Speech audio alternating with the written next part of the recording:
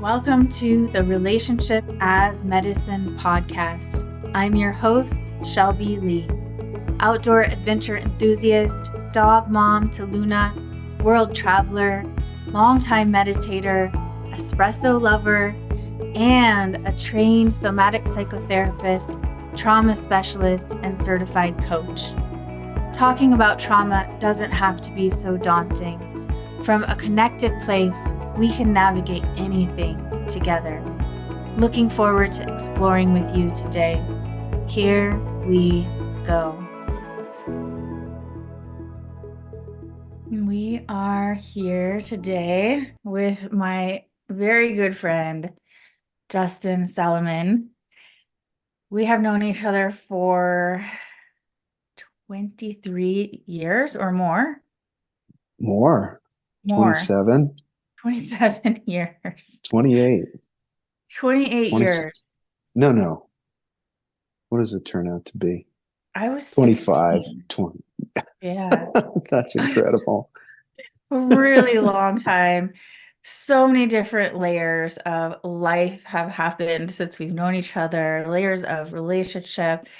It is so cool to both be healing practitioners and have shared a meditation path and an outdoor adventure path, both raft guides and so many other things. And I wanted to invite you on here, Justin, today to hopefully share a little piece of our conversation that we're always in conversation around nervous system regulation, how we really be in the highest of support as practitioners, how we meet trauma, how we resource in the outdoors, how we laugh, how we just make fun of all sorts of things in this field. I don't know, but I thought it'd be fun. So let's just see how it goes. Let's see what happens here.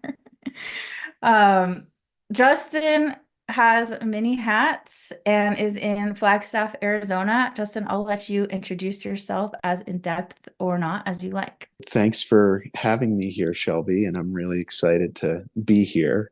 I'm Justin Salamon, and I'm here in Flagstaff, Arizona.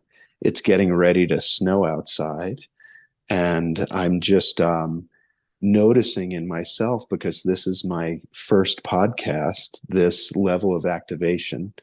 And so, I orient to the natural world and I orient inward. And that's what shows up for me here. So thanks for being my coach as in this podcast as well. But my background, we're here in my Rolfing office as well. And my background is both as a Rolfer since 2002 in somatic practice and receiving that work and going through my own journey starting around 99. And I'm the operations manager at Canyon Explorations, where we offer 15 to 16-day expeditions through Grand Canyon that are transformative and educational and achieve some of the same goals, interestingly, that we achieve in our offices, of embodiment and empowerment, and connection with the present moment. Mm-hmm. Yeah. You also we're both practitioners in the transforming experienced brain modality or transforming presence. There's so many names for it, transforming touch. So I'm excited to talk about that as well today. Me too. Yeah. For folks that don't know what Rolfing is, would you share a bit about it? Yes, I'm happy to share about Rolfing. That's the elevator pitch is a difficult one for me with Rolfing, because people either know about it and think that it's very deep, intense massage, which is not true. They also associate it with pain, which is not true. what Rolfing is an approach towards living with and in your body. It's about embodiment. It's about how we show up in the world.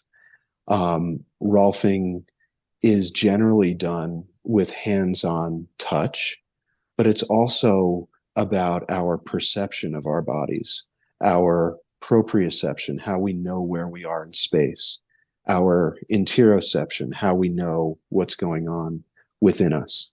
And it's an exploration and an educational journey with a practitioner, generally done over 10 sessions, where we explore and get a guided tour of our own body and our own sensations.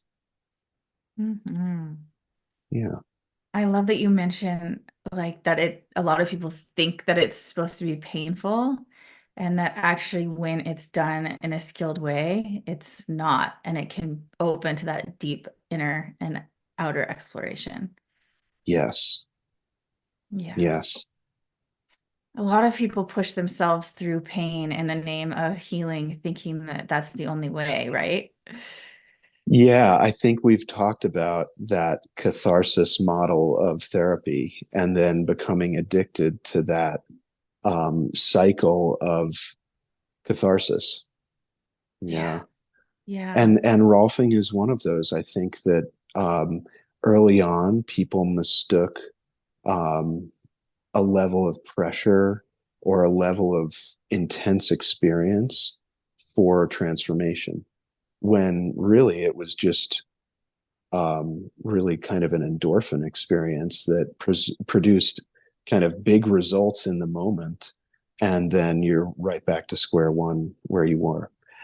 But I will say that we can venture into an intense place, especially with another practitioner, in a very regulated way and come out the other side transformed. Say more about that. I think that we all have different perceptions of what intensity is. And for a lot of people, dealing with physical intensity that come into Rolfing is that they might perceive as pain because they've been primed to come to Rolfing thinking it's going to be painful. They're ready for that experience. Being guided into a place that's more about sensation, that's more about subtlety, that's more about a wide palette of experience can be more intense than the painful stimulus, the painful experience. And like transforming touch, like the work that we both are practicing now, um, the subtlety of just holding somebody's head for a half hour can be way more intense than getting an intense massage. Yeah. Yeah. Mm, I do. Yeah. I mean, thinking about this, not just in terms of Rolfing, but trauma healing in general and the field of how it used to be no pain, no gain. You must feel discomfort in order to heal and transform. And I have just been loving both as a practitioner and as a client that less is more, that when we can actually learn to tolerate the full spectrum, that means the more subtle sensations. That means being able to be okay with not being in that intensity junkie mode all the time, to have things feel a little boring and to experience that titration, I guess, where it's just a little bit more so that we don't just have two modes, like on and off, intense or not. In the healing, we can do so much by going slowly, doing less, and just getting the information from what happens there. Mm, yes. It's been very profound for me to hear the phrase "we heal and underwhelm," um, and just what it means to actually be an underwhelm, and what it takes in a life that tends to be so busy and so full, whether it's job and children and relationships and world events. To actually bring yourself into underwhelm is a pretty big challenge. Yeah. I know for a lot of us or folks that have experienced complex trauma, that space where not much is happening would be that place where all of the feelings would arise. Like, when is the other shoe going to drop? What Right. happens in this in between place? I have to stay on guard. And so learning that it can be safe enough to rest and to support in these places is Mm. revolutionary. Hmm. Absolutely revolutionary. Yeah. Yeah, Life changing. totally. And that means that our work can be kind of boring sometimes.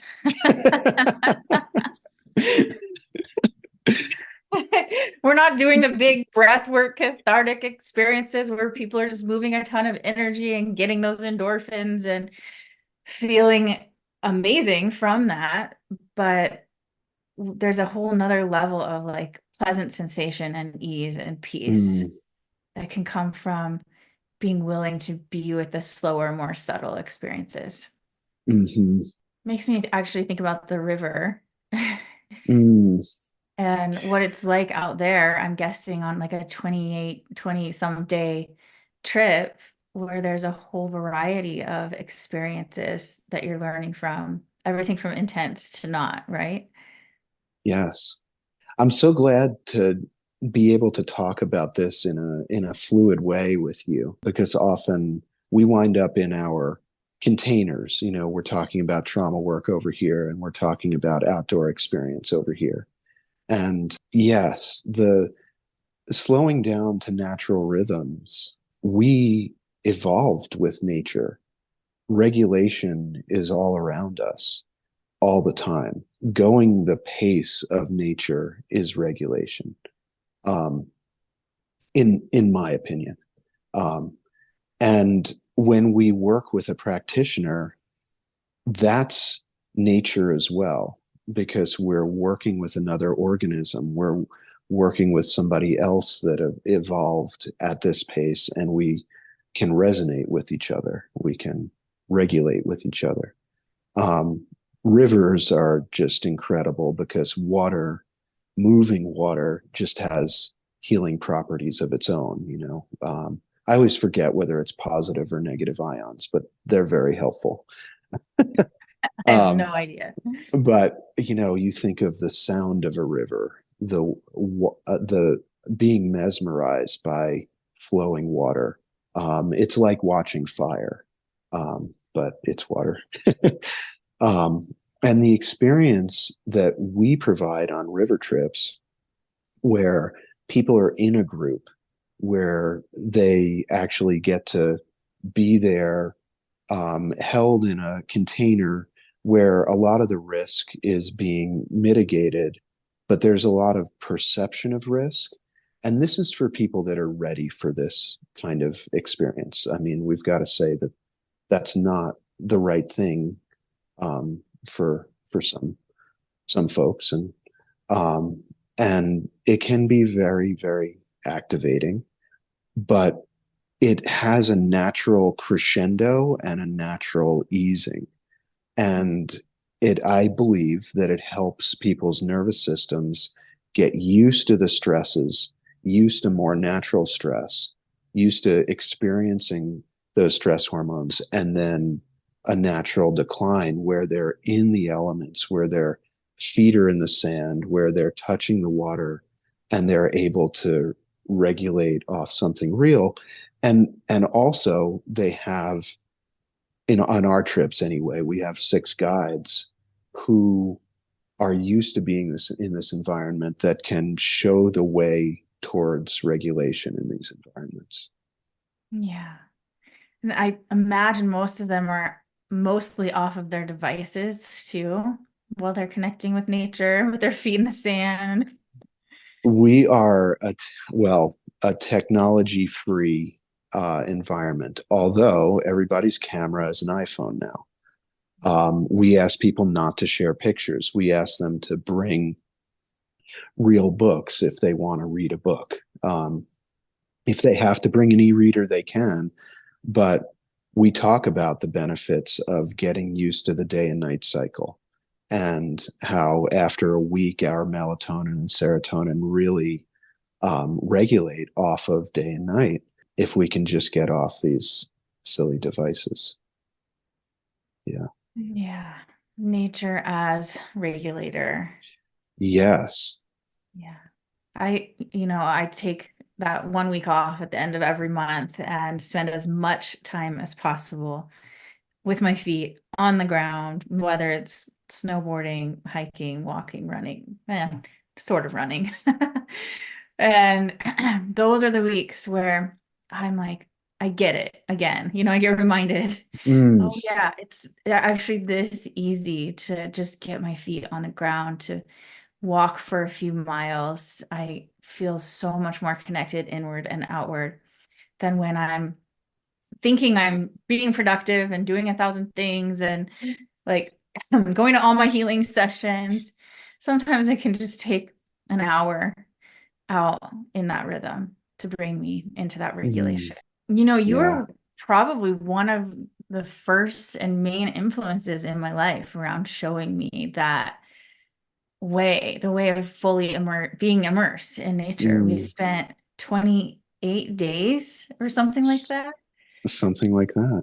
in the Arizona desert for my college orientation. You were our guide, and I think there were about 12 of us.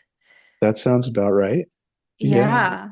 No water for days, drinking out of cow water troughs.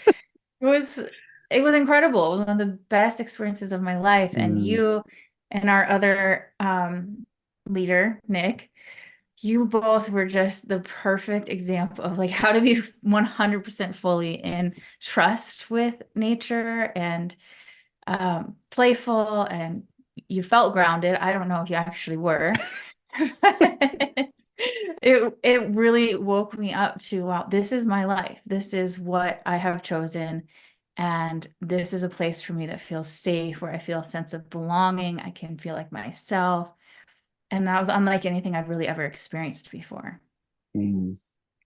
That's so wonderful. It's fun to hear you talk about it and have memories from that experience. I think it was 1998. So, however long ago that was, however many years. Yeah, And it was. it's very vivid still.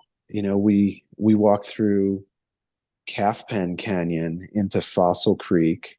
Mhm. We had an evacuation with Rachel, who I think she hurt her ankle. Yeah. We had some very intense weather in canyons because it's monsoon season. We walked up the Verde River. We got driven around when we weren't expecting to. And then we walked through, I think, the Matazal Mountains, right? And we That did, part, I don't remember Modizol. Maybe. no, I think we did. Yeah. There were these caterpillars that like stung us as we walked through places. And we did a Yeah. solo out there and somebody fell out of a tree. And yeah, Yeah, 3 day solo. I remember I think I was 16 years old, like that's incredible. sitting in the middle of what felt like nowhere. You all were probably 20 feet away from me, but I felt like I was just gonna get eaten by a rattlesnake or a tarantula or a bear at any moment. And it was 100% memorable and very Mm, regulating. mm. That's so good to hear because I kind of worry about some of those programs. They We do a lot of preparation in those solos, but I think it can also be an isolating experience, and not for everybody. For sure. Yeah, Absolutely. I yeah. think the orienting and the setup and the knowing that y'all were going to check every day on us and that there was water for us and you were pretty close and everyone else was close. I could actually hear someone nearby, so that felt Mm, not so isolating. that helps. That's so cool to hear. However many years later, I know. You led those orientations for a long time, right? I did. Yeah, and I became a course director there, so I was supporting other people, and that's really where I learned about support in the backcountry setting and supporting instructors and showing up for people from the outside so that they can provide amazing experiences. That program was really pivotal in my outdoor career. Yeah. Mm-hmm. Mine too. Prescott College, if y'all haven't heard of Oh, it. that's right. Prescott College. Yes. Yes, Prescott, not Prescott. Right. Yeah. Yeah. Yeah. And wilderness orientation is something that's been going on there since the 60s and continues. They've kind of branched out to make it more accessible so that people with disabilities can access a similar experience of orientation. But what an amazing way to provide a transition into the college setting, a 3 week really a 4 week experience, but a 3 week backpack trip. Yeah. I mean, it's so bonding that we stay in each other's lives for a long time. It's so cool. Yeah. Yes.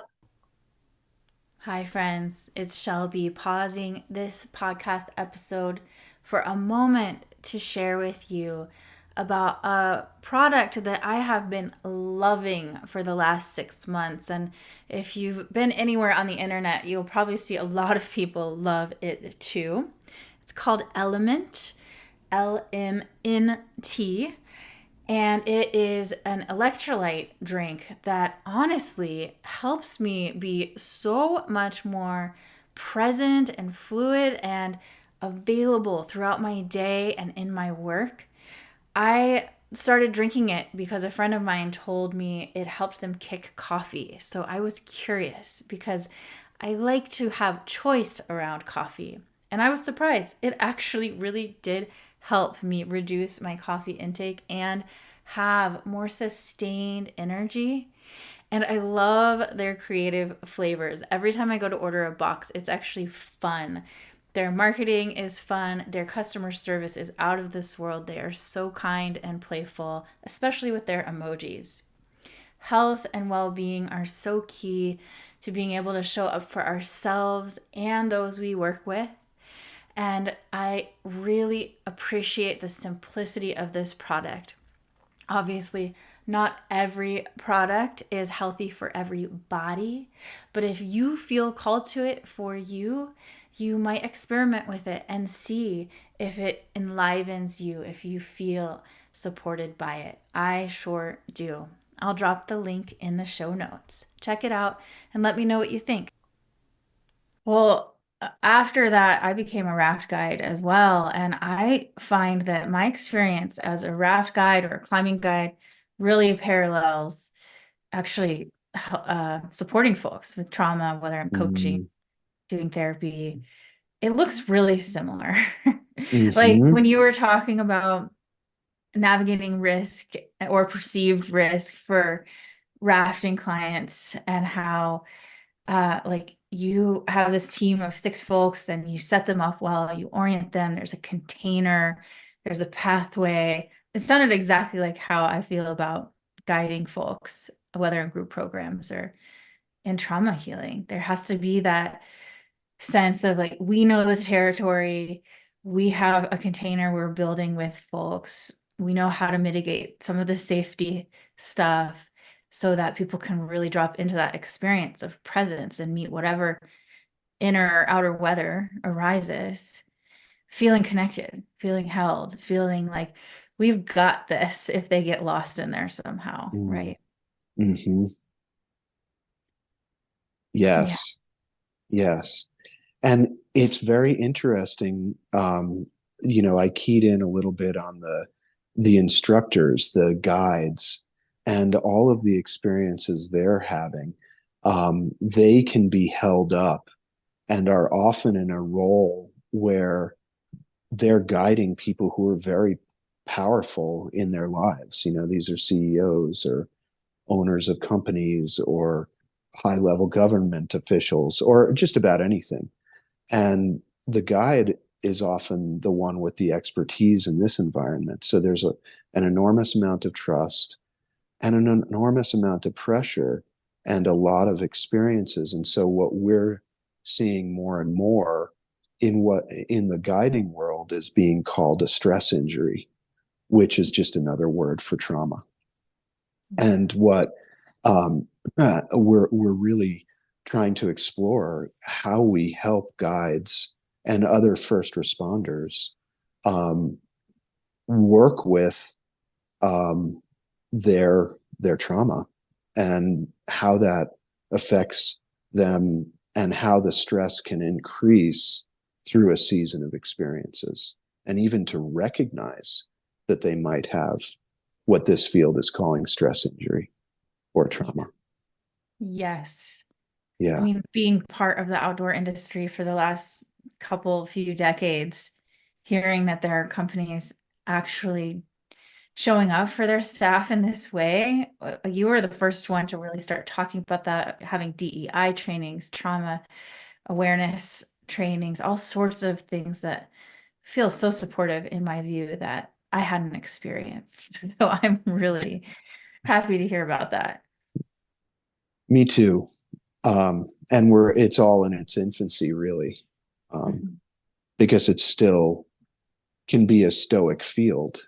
And there's a part that requires grit from guides. And I don't think that has to be separate from being sensitive, but you have to be able to row into 50-mile-an-hour winds and get off the boat and take care of people and cook dinner and deal with the rainstorm and then get back and do it the next day and the next day and the next day. And that is a lot on our systems.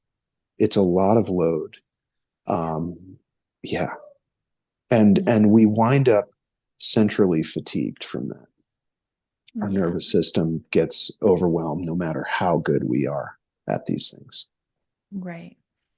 I think from the outside, a lot of people would just think it's a dream job, which it is in a lot of ways, but there's a lot happening. You have to have some resilience, and I love the word grit. Mm-hmm. And I love the word resilience because that's what's behind grit. Yeah. Yeah. Well, you kind of alluded, maybe not even on purpose, or you didn't mean this, to what I would call sharing power or power dynamics that come up in any of these circumstances, whether as a raft guide or a therapist, practitioner. And I'm going to totally tangent us because I really want to talk to you about the power dynamics related to intuitive experiences because we talk about it all the time. And I know a lot of folks who listen either see an intuitive, have their own intuitive experiences, are curious about that. And I am a really big advocate in the trauma world for those of us who are in a power role as a practitioner to not be giving our clients downloads all the time, even if we're psychic and highly empathic and intuitive. It actually makes me really angry. I feel pissed all the time hearing about the things that clients come to me that they have been told practitioners have told them. Mm-hmm. And I just want to rant together a little bit and talk about why. What comes up for you as I tangent us over here to this topic on power? Oh, I love it. It makes me first think about just the power dynamic within the therapeutic relationship, or we've been talking about the guide client relationship, and they're different, but we rely on certain differences to provide the experience with the components that it needs for transformation. I need to believe that my practitioner can help me. There's a certain difference in um, power there. I know none of this is new, but there are components of power that can be very transformative, and then they can be co-opted by practitioners or guides, um, where it becomes not empowerment, but power over, and not a walking down the path together, but um, I'm searching for the right words, but something that feeds our own holes, because we need to feel like we're the ones that know, or we're the ones that are the experts. Um, and in the therapeutic realm, yeah, the psychic stuff is very tricky. I'll just share a bit of my background. When I started as a Rolfer, I felt like I could sense a lot of energy. I felt like there was so much. I was all of a sudden, I'm a 24-year-old new practitioner, and I'm in a room with an adult, and they've got so much life history, and it's all coming at me way too fast. And I didn't know how to sort that out. And so what I sought, and I was lucky to be living in Boulder at the time, I sought out the Psychic Horizon Center, and went to Psychic Horizon Center for a couple years and was trained in psychic work, which really means you're trained in having boundaries Mm. um, with your psychic abilities, and you learn um, that you really don't talk about that stuff unless there's consent, and that you have gone through your own meditative process, that you've moved into a neutral space. Oftentimes, if you are doing any sort of psychic reading, you're reading in a group. So you're with other people who know how to do the same kinds of meditations, that know how to bring themselves into a more neutral space, and also have a language for it that doesn't future tell, um, and um, doesn't future tell, which oftentimes is what people want from psychics. Mm. Um, so what I learned was a lot of how to separate that stuff, have good boundaries with my clients, and rarely use those tools except to set a neutral space, create um, a higher level of safety. Talk Yeah. a little bit more about what that means. What is a neutral space? Well, I'll just use a very simple example that we probably all experience, and I'd imagine talk therapists experience it a lot as well, and that's um, being able to weed out what's going on in our lives versus what's going on in the room with the client. And always that question of, is this coming up because I want to talk about this? Or is it because I have some therapeutic intent with what I'm sharing? And is it goes back to the Sufi gates, which I've always loved. Is it truthful? Is it, I don't remember all of them, but Is it kind? is it kind? Is it Thanks. timely? Yes. And then the one that I was going to say was, is it necessary? Mhm. And often the what I get is it's not necessary. Um, yeah. And being there, being present with another human being, even if we are getting hits or downloads or whatever, is not usually necessary, because a Yeah. lot of that just falls away anyway Yeah. by Or going back. I find it when I hold it, whatever it is, I don't see images or anything, but it's all feeling for me, just Mhm. lots of feeling. And I would maybe want to say something, but if I hold it, often they'll say something about 5 minutes later, and I'm like, Yes. that feels so much better. Yes. Yeah. Yeah. And then you can feel validated in your own knowingness, Mhm. but you didn't have to cross that boundary. Yeah. Yeah. I think it's really important for us to understand that when we have these intuitive experiences, most of us are very intuitive actually, and we haven't honed the tools and don't understand those boundaries and the why behind the boundaries. But that it can, the reason I get so angry is because it can be a bit of a power trip, or it can feel like a power trip where I used to live in Bali, so I'd hear these all day long, like, oh, I'm getting a download, and what it really was a projection.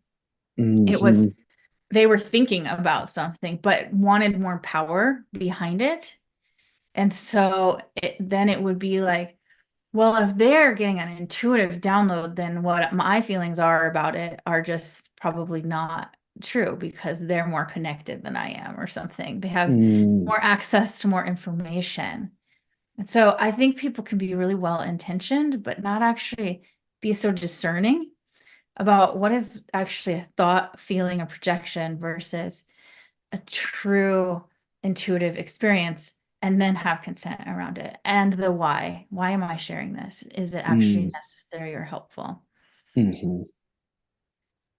Yeah. It Yes. can, those holes you were talking about, like the ego, it can Hmm. feel so good to feel helpful, to feel smart, to feel tapped into something bigger.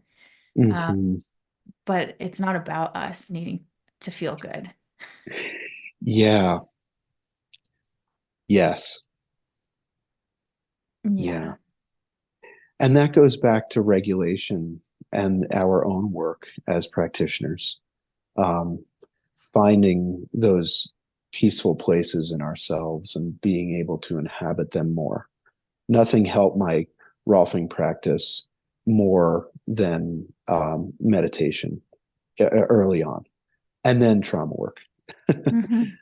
um, but being able to slow down, being able to um, go back to noticing when there's a hole that I'm trying to fill. Yeah.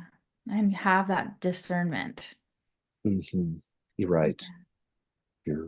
I've been seeing some memes going around lately around, are you an empath or are you just dysregulated? I love that. But I'm like, I would say it's probably more often the second. And Mm-hmm.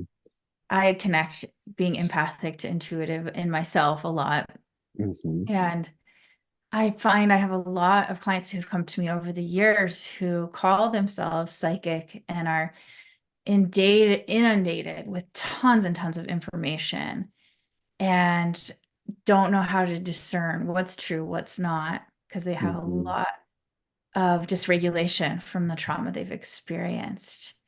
And they live Mm-hmm. in a lot of fear around kind of the messages they're receiving. And the more regulated they get, the more they can discern, oh, that's actually just, that's a trauma response. That's a part that is being hypervigilant, trying to protect me. And here's the part that's intuitive that actually has some wisdom to it. But it's so Mm-hmm. helpful to get regulated enough to be able to know what we're choosing to listen to and follow. Mm. Yes. Yeah. Yeah. And yep. Yeah. I don't exactly know where to take that because there are so many places to go. Yeah. Yeah.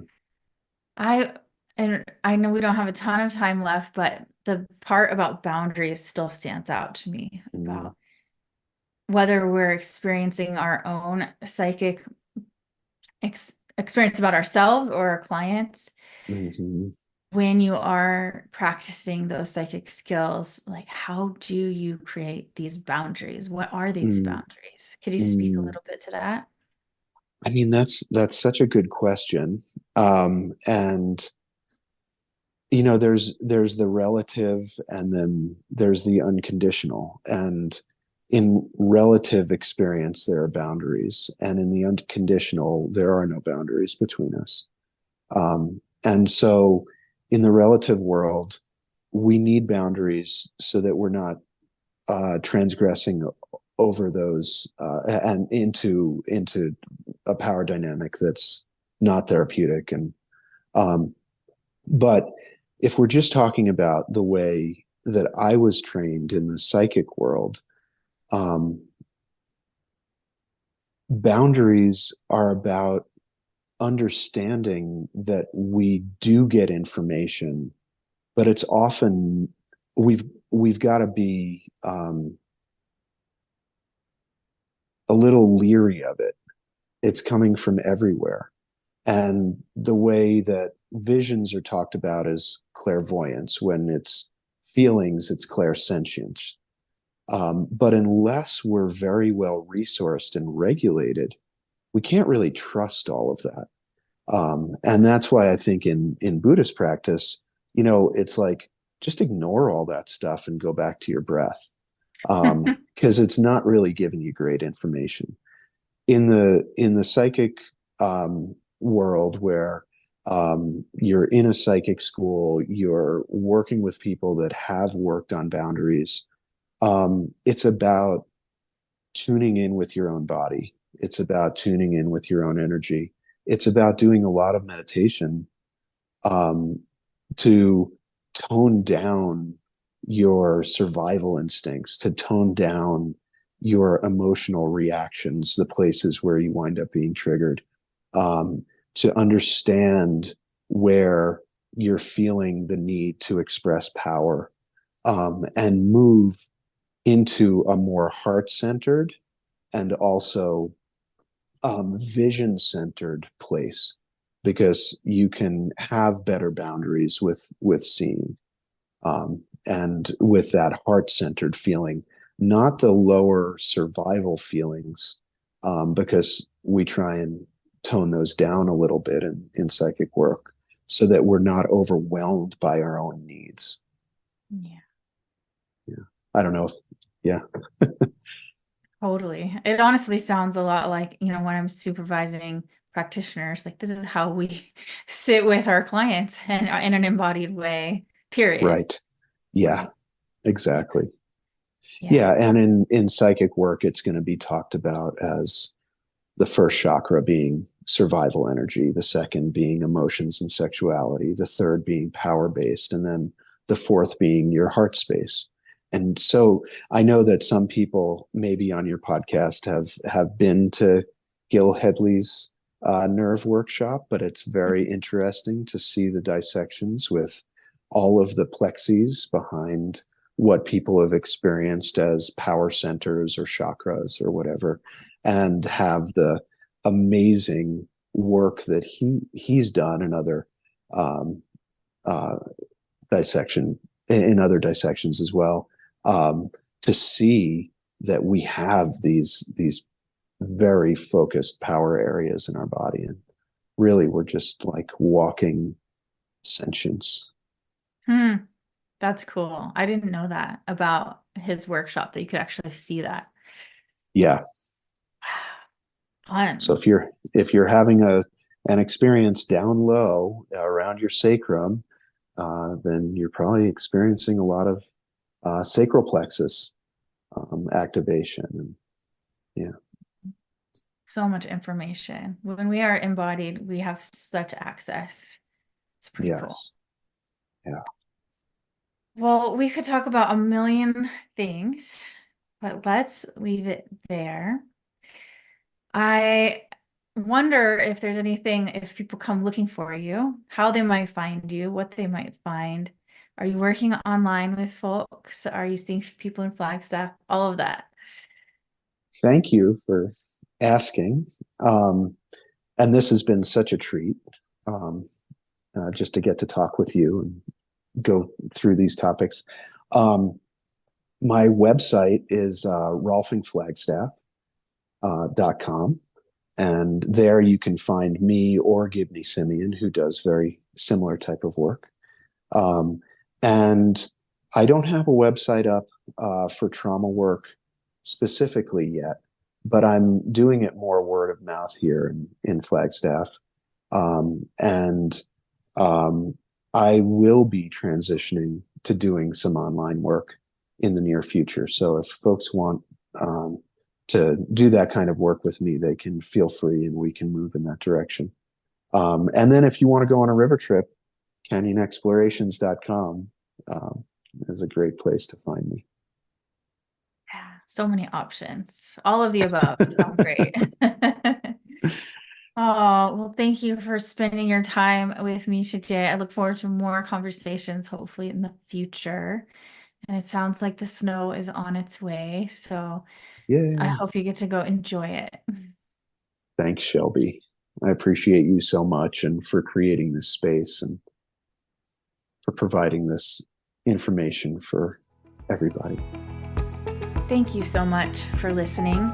I have really special news to share. I've planned a deeply nourishing and luxurious retreat for us in Panama in May of next year. It's called Soulful, a somatic embodiment retreat for healing and wellness providers. If you're here listening, it's for you. I created this retreat out of my own burnout, wanting everyone to get the opportunity to return to their own deepest heart with nervous system regulation work, surfing, gentle yoga, and so much more. Come realign with your soul's compass. Expand your capacity to meet life with more ease and sink into really sweet support. Spots are already filling up. Find the link in the show notes or at shelby-lee.com.